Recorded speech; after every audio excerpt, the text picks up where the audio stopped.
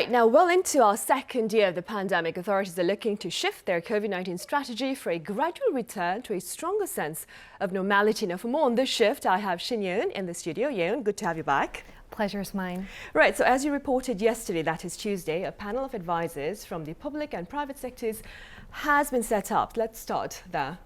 Right, so on this Wednesday, Korea launched a special COVID-19 transition committee that's aiming to restore a sense of normal life by November. And normal life meaning COVID-19 being treated as an endemic disease, along with the reopening of the economy, schools, and cultural activities. The committee is made up of a mix of public and private sector figures. Prime Minister Kim Boo-kyum is co-chair with Professor Choi Jae-chun from Ewha Women's University, joined by cabinet-level officials from different ministries and experts in various fields. Right, and Ye-eun, I hear the committee held its first meeting earlier on this Wednesday. Tell us about what was addressed then.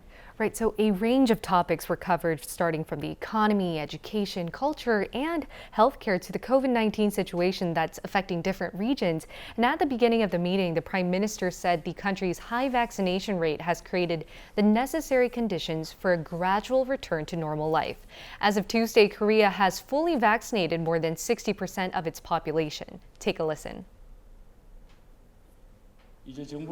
Now that the country has secured strong disease prevention measures and high vaccination rates, we are ready to steadily return to life as normal.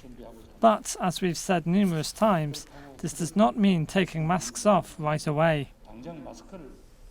So as the Prime Minister said, not taking masks off right away, that shows that he really wants it to be gradual. And so he also made 3 relevant directives. The first one is returning to normal life gradually. The Prime Minister specifically said that returning to normal does not mean taking off our masks right away. And the committee mentioned it would consider implementing a vaccine pass that fully vaccinated people can use to access certain venues and services.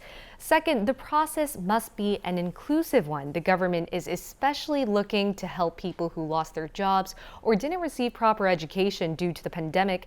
Lastly, the committee has vowed close cooperation with the public in its exit strategy. And the Prime Minister said all of its decisions will be made only if they fully align with public interests.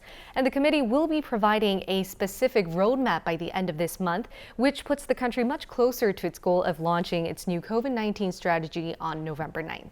Right, and before November 9th, though, I believe authorities will make public their new social distancing guidelines later this weekend.